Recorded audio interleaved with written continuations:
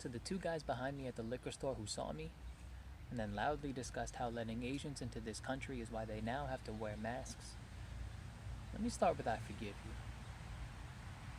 And I have no overly religious reason to give you, nor am I writing you seeking sympathy or martyrdom or anything akin to anybody's pity. My retail background has left me thick-skinned and gritty enough to brush your ignorance off with a smile. Impervious to all types of bigoted activity, I chose to pay for my beer and leave. I waded through the hateful things that you believe back to my fiance and two dogs who, to my surprise, were endlessly more aggrieved. You're lucky she stayed in the car. The tougher one in our relationship by far. If she'd have been there, I might have gotten my ass kicked, but you'd have definitely left with a scar which may have cut deeper because she's white. And in love with an Asian man, I know what a sight. I would have loved to see your face. Would it have registered shock, anger, or fright? Would you have even accepted her?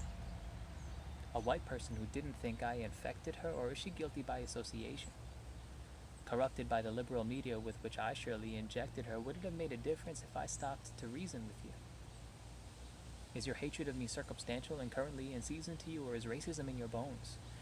And is talking to anyone like me treason to you, or should I have stepped into your hateful space? Was violence the only way for me to have made my case? Because I won't lie, I've been up the past few nights thinking I should have punched you in the face, not because you got to me. By now I'd be well over the hate you brought to me, but my fiance's anger resulted in this video, which I think you ought to see, in that while I think you're both idiots, I don't hate you. In the time my fiance and I took to debate you, it helped me come to terms with the idea that addressing you isn't just self-serving, nor does it inflate you, but can show how progress can exist at different levels. And while the world will always be plagued by devils, different lanes are okay. As long as they're in the same direction and we keep our feet depressed on the pedals, there are those like my fiance who'd never experienced racism before. But your ignorance will only serve to implore the necessity for change that the rest of us will be fighting for. There are those like me.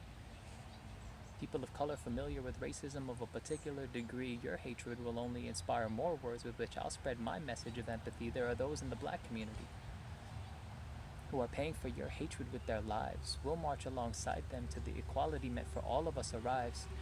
I don't know what your intent was, but if it was to hurt me, you were unsuccessful. My words will go further, and I'll defeat you with every breathful. Spread love.